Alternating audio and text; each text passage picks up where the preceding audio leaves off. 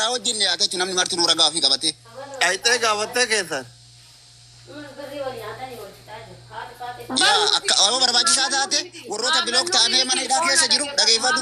Warra diraama 9,908 kafalee mana hidhaa keessa jiru ID isaanii isinii maxxansuu danda'a jechuudha. Maamman nuuri miti dhageeffadhu boona. Maamman nuuri miti nuti yookaan nama kanaa miti nama mul'ata qabu kanaa miti ijoollee mati xiqqoo iyyuu argitanii maqaan isaanii osoo waamti asirratti namni eenyu jedhee isaan hin barbaanne iyyuu keessaanitti dandhee gaafannee ji'a takka eennee ji'a lama eennee guyyaa 15 eennee Baba Nuraddiin kana gaafa gaggombisee raggatu an torbee tokko guutuu kadhadhe fixi waan kana jedheeni torbee tokko guutuu gaafa an ditti yenna gaggombisee raggatee jechuudha sii galee namni akkas godha malee akka kan kee dhufanii assalaamu alaikum gadaan akkana na godhe jennaan fiiganii dhufanii mana banachuudha miti hundi tartiiba deemti miidiyaan hadda yoo irraa haasofte wallaahi dhugaa si jedha guyyaa 5 caala irraa haasofte achi booda dubbiin tun qabbanaayatuma moofaatuma deemti asuma duuba kaattee sa'aatii 24 akka baandiraa teette malee namni si walii wanna jedhu hin jiru.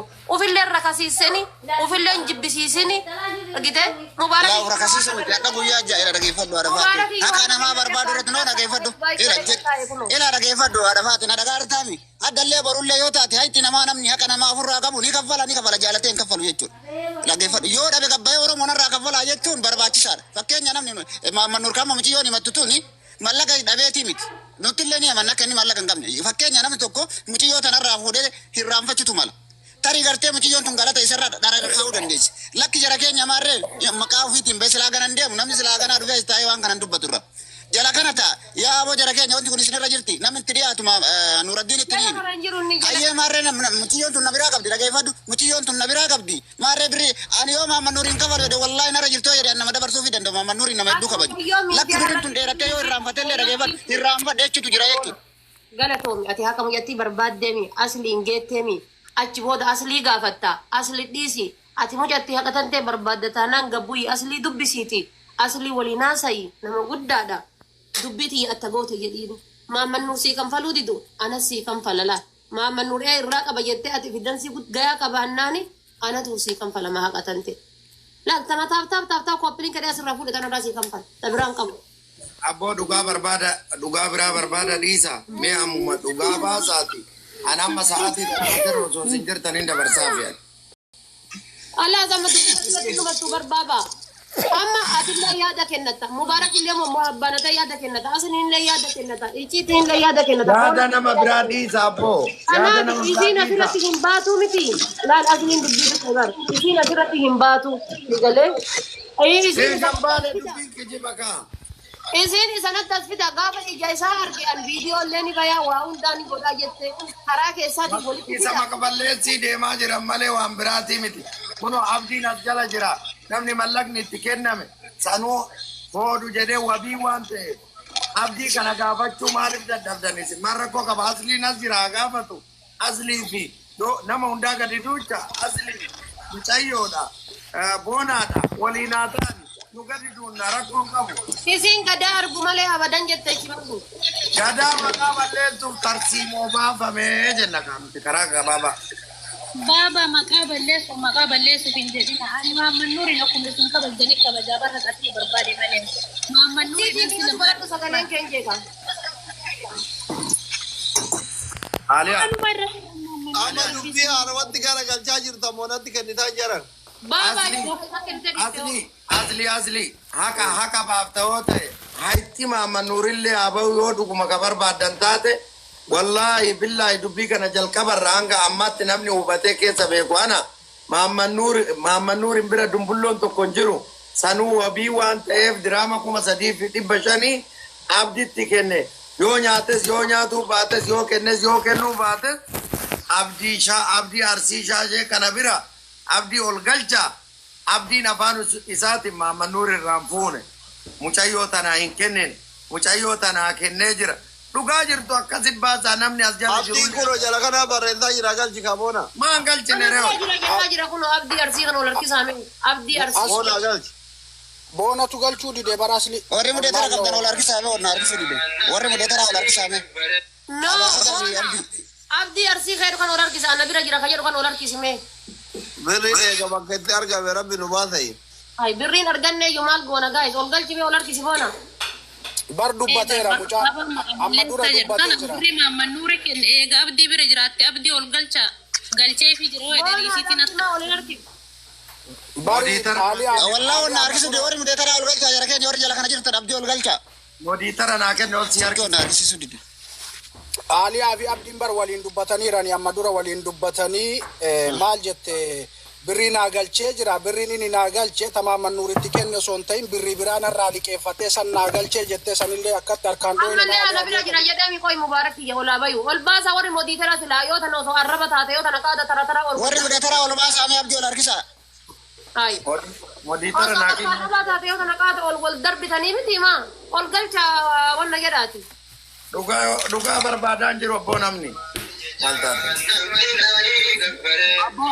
Abdii abaaboo ol darbine. Bani Adam abdii ol galcha oo maqalte qalii tiru maannaa gali jedhan ka baktiillee haa ta'u fida abdii san fida ol baasa. Boonaa kenni ka moodeetara aslii kenni. Abdii abaaboo darbi. Kenni rakko. Maa namni modii tara beekaa jala kana jira beekaati malee sharrachoonni. La aslii kenni haadha faateeti kenni haa galchani kenni moodeetara booda irraa deeffatta. Asli kenni modii tara.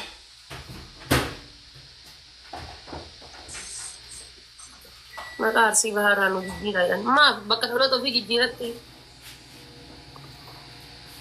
Maal arsirraa jijjiirtee bakka biraa eenyu eessaa himattu wallaggaa himattu barbaadani leebochi.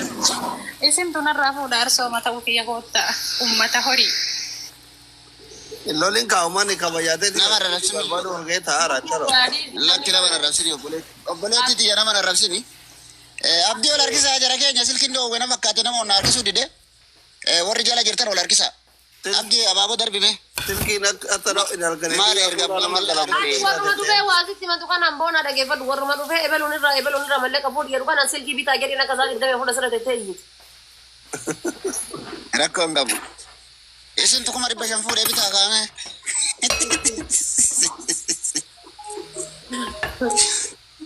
Kaardi illee isaanummaan guutuu qaban silkii illee isaanummaan bituu qaban.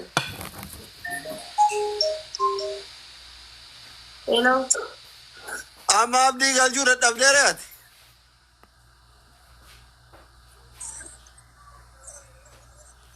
Beekaa galchuu dida asli gurbaan jallataa bara. Boonaa baale jallataa rabbi. Yeroo gaarii qabaadha egaa. Abboo rabbi si haa jalli. Gargaaramuu qaba. Haqaati miidiyaa miskiina. Ila asli fayyini. Ila dhugaa qulqulleessuu barbaadde. Wallahi dhugaa lafarra jirtu tanuma. Abdii ol galchaa. Maamman Nuur gaafa durallee wabii ta'ee mucarraa birrii kana. Aboo warri mudee taraa nama ol galcha abdii ol galchaa jolle. Ati galchi mataa keetiin hin galchitaa nuu siman nu galche.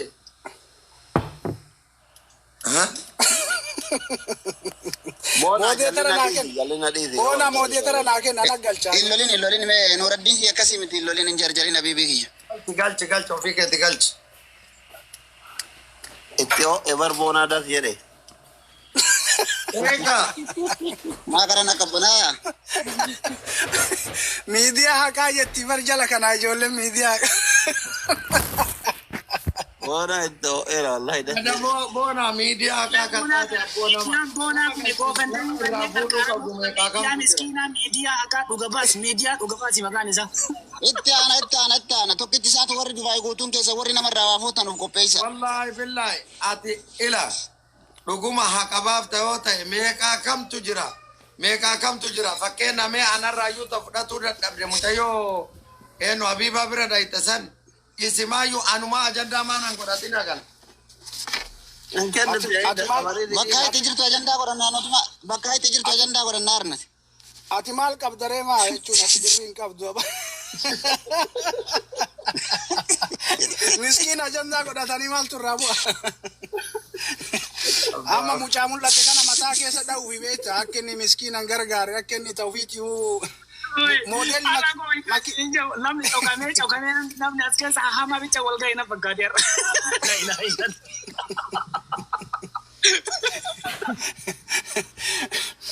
Haalli ammaan tunuu jajjabdu ammoo mujattiin dhageetto.